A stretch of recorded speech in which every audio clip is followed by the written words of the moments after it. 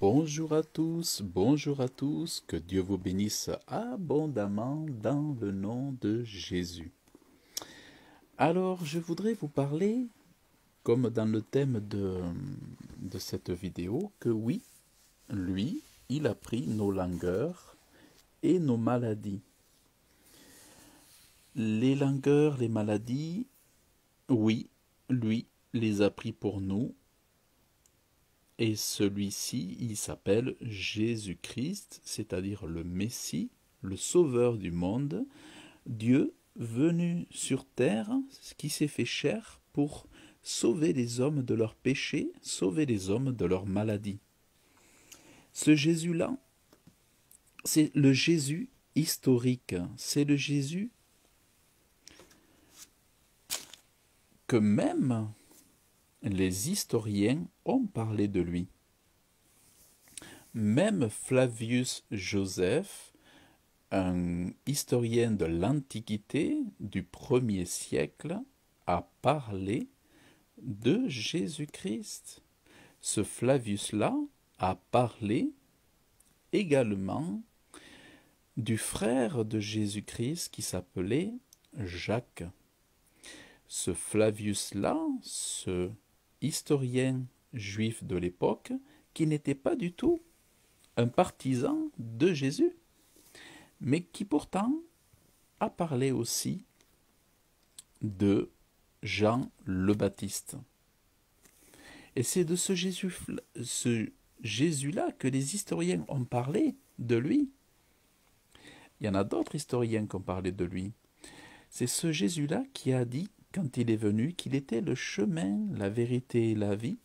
Et c'est ce Jésus-là que, de son vivant, comme aura trace ce livre historique de Matthieu, ce livre certifié, authentifié par les spécialistes, des gens de science, des érudits, même des athées, des incroyants ont confirmé l'authenticité de ces livres pour dire que oui, Jésus est bienvenu et que oui, il a été confirmé qu'il a fait des miracles et des miracles, et que ce n'était pas simplement quelques gens qui venaient le voir, c'était pas une petite troupe, c'était pas une foule, c'était des foules qui venaient pour recevoir la guérison. Et ces foules, vous savez quoi? Elles recevaient toute leur guérison. Ils étaient tous guéris. Est-ce que vous connaissez un Bouddha qui a pu faire ça? Est-ce que vous connaissez un Mahomet qui a pu faire ça? Est-ce que vous connaissez un Mahomet qui a connu la résurrection d'entre les morts et qui a été vu par plus de 500 personnes après sa résurrection? Eh bien non. Est-ce que vous connaissez un autre qui s'est dit étant lui-même Dieu? Non. Parce que s'il avait osé, Dieu l'aurait foudroyé instantanément. Il n'y a que Dieu qui a permis que ce soit son Fils Jésus-Christ qui puisse se dire Fils de Dieu et être le Sauveur du monde. Et alors ce que je voulais vous partager par rapport à la thématique, lui-même, ce Jésus, a pris nos langueurs et porté nos maladies. Les langueurs, c'est quand le corps s'affaiblit à force de problèmes de santé. C'est-à-dire vous êtes quelqu'un qui a des problèmes de santé, vous vous affaiblissez, vous vous sentez de plus en plus faible dans le corps. Ça peut être par des maladies, ça peut être par des troubles psychologiques, ça peut être par des problèmes familiaux, des problèmes qui font que vous vous sentez de plus en plus lourd, de plus en plus mal, de plus en plus faible, vous vous traînez, vous vous sentez pas bien dans le corps, dans la tête et tout ça. Et peut-être vous êtes lassé de ce monde, lassé de cette vie, lassé de toutes les échecs, vous êtes peut-être lassé de tous les difficultés de cette vie. Eh bien, tout ça, toutes ces langueurs, toutes les maladies, il est dit que c'est Jésus qui les a portées pour nous. Il a porté nos maladies. Il les a portés jusqu'à la croix de son sacrifice. Il s'est donné. Lui qui était sans péché, il a supporté la moquerie, il a supporté les coups, il a supporté les supplices terribles que lui ont fait les Romains, les soldats romains. Il a supporté la crucifixion, lui qui n'avait pas péché, à notre place. Pour nos péchés, il est mort. C'est pas pour ses péchés qu'il a été trahi, c'est pas pour ses péchés qu'il a été trompé, c'est pas pour ses péchés qu'il a été martyrisé, assassiné, mais c'est pour nos péchés, c'est pour mes péchés, c'est pour tes péchés qu'il a été maltraité. Et il a porté tes péchés à la croix pour que tes problèmes de santé, de maladie, soient ôtés de ta vie. Mais pour cela, tu as besoin de la foi. Tu as besoin de croire. Et croire, c'est la chose la plus simple au monde. Il suffit de dire en ton cœur, en ton être intérieur, ben, je crois pas. Je crois pas. Je crois. C'est aussi simple que de vouloir changer un interrupteur à droite ou à gauche. Je crois pas. Je crois pas. C'est simplement une question de positionnement. Je crois pas. J'ai la foi, j'ai pas la foi. J'accepte pas. Et Jésus félicitait les gens qui avaient la foi, parce qu'il est dit que selon ta foi, tu recevras. Si tu crois que Dieu peut te guérir, tu recevras ta guérison. Il est écrit dans la Bible où Jésus dit « Je n'ai pas trouvé, même en Israël, une si grande foi. Et je vous dis que plusieurs viendront d'Orient et d'Occident et s'assieront avec Abraham et Isaac en Jacob dans le royaume des cieux. Mais les fils des hommes seront jetés dans les ténèbres, les fils du royaume seront jetés dans les ténèbres du dehors, là seront les pleurs et les grincements de dents. » Et Jésus dit au centurion, au soldat romain, « Va et qu'il te soit fait comme tu l'as cru. » Et à cette heure-là, son serviteur fut guéri. Voyez la guérison instantanée du serviteur. La guérison. Et regardez, Jésus étant venu dans la maison de Pierre, vit la belle-mère de Pierre couchée là, ayant la fièvre. Vous voyez, elle avait la fièvre. Et lui toucha la main, et la fièvre le quitta, et elle se leva et le servit. Voyez la guérison. Donc ce Jésus-là faisait des guérisons partout, partout, partout. Donc ce qu'il demande, c'est la foi. C'est incontournable, mais si vous avez la foi, tout est possible, vos maladies. Parce qu'il est dit, il a pris nos langueurs et a porté nos maladies.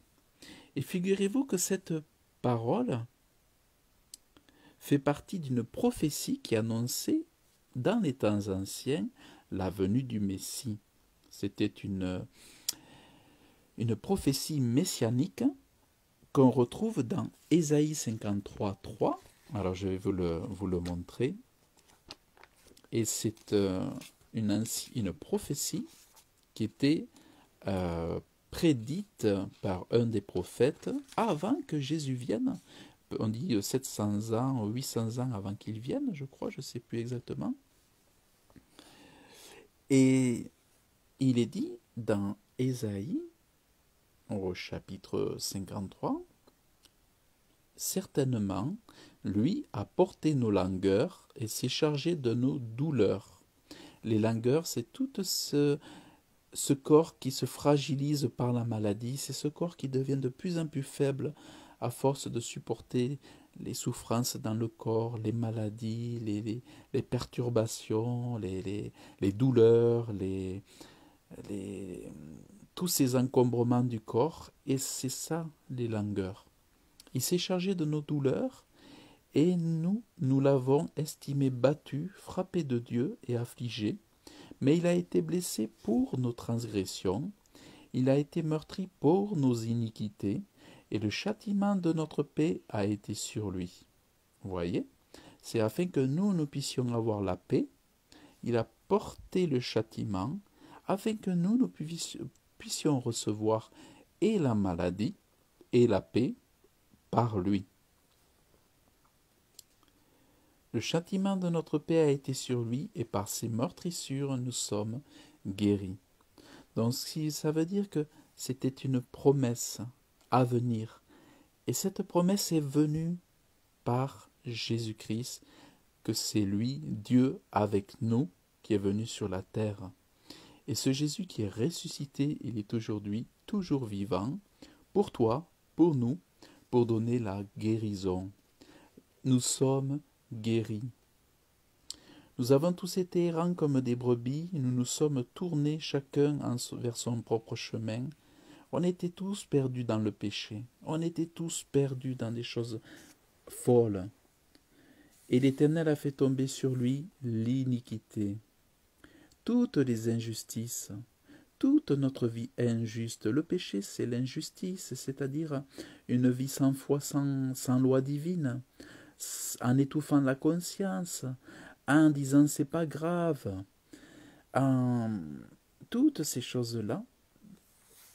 Eh bien, Dieu, l'Éternel, son Père, avait fait tout tomber sur lui pour que nous soyons pardonnés de toutes choses sans exception.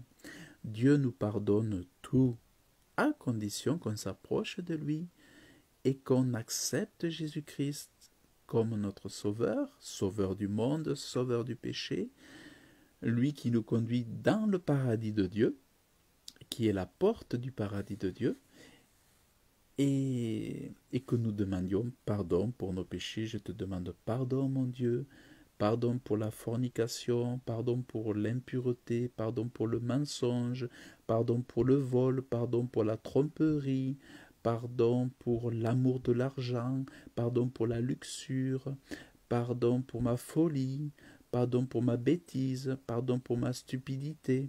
Toutes ces choses qui déshonorent Dieu, on demande pardon, et Dieu pardonne. Il a été opprimé et affligé et n'a pas ouvert sa bouche. Il a été amené comme un agneau à la boucherie.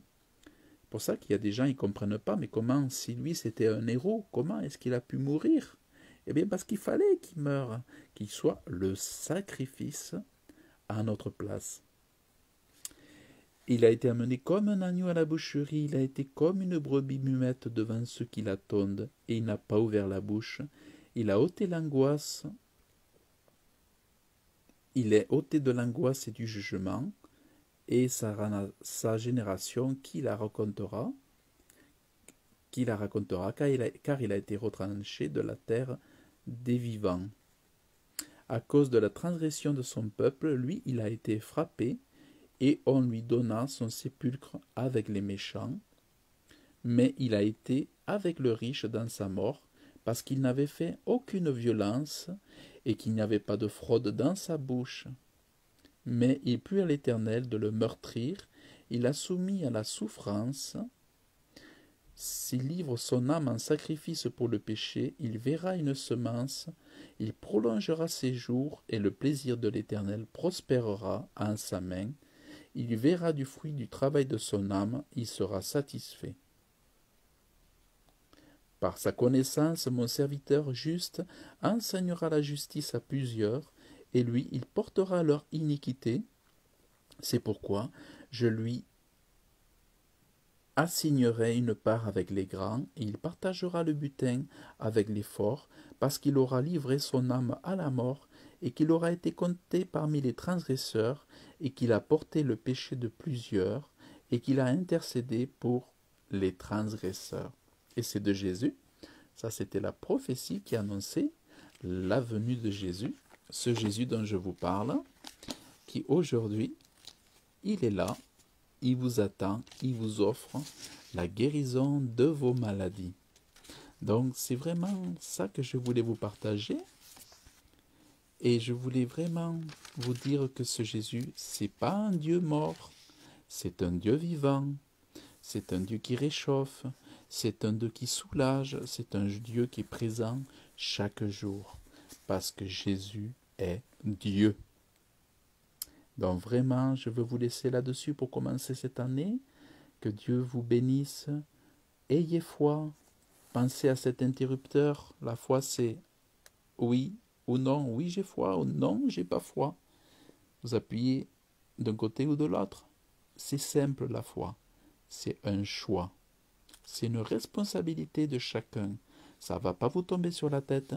C'est votre responsabilité de dire oui, j'ai la foi. Et si vous faites cet acte de foi, de dire je crois que Jésus est le sauveur du monde, c'est le sauveur de ma vie, vous allez voir forcément votre vie changer et vous allez pouvoir affronter les péripéties, les chapitres de cette année 2021 d'une façon complètement transformée, complètement différente de ce que vous auriez pu imaginer. Parce que quand je vous dis qu'il est le sauveur du monde, c'est une grande chose. Ce n'est pas une plaisanterie, on n'est pas dans les Marvel ou dans la science-fiction. Il est vrai, il est vrai. Comme je vous les ai montrés, ce Jésus-là, les historiens en parlent. C'est un historien, Flavius Joseph du premier empire, du premier siècle. Il en parle. Ce Jésus est certifié, validé par les scientifiques, les historiens, les archéologues, par les érudits de ce monde, les athées, ont confirmé après des études, après des enquêtes, que c'est Jésus-là. C'est vraiment lui qui est ressuscité. Et si bien que combien l'ont reçu dans leur vie, eux qui voulaient le faire passer pour une légende, ils se sont rendus compte que non, c'était tout vrai, c'était tout la vérité. Donc vraiment, ne perdez pas votre temps, sachez que Dieu ne ment jamais. Dieu dit la vérité, contrairement aux hommes qui sont menteurs, mais Dieu, lui, n'est pas menteur. Donc, vous ne perdrez jamais votre temps à faire confiance en Dieu. Donc, que Dieu vous bénisse abondamment dans le nom de Jésus. Et vraiment, je lis que Manon dit, oui, mon Jésus, tu es mon sauveur. Amen. Manon Sirois, Amen Manon, que Dieu te bénisse. Vraiment, tu dis que Jésus, je te reçois dans mon cœur, je te demande pardon pour mes péchés, je te reçois comme mon sauveur, je crois que tu es mort et ressuscité, je crois que tu es assis à la droite de Dieu, que tu es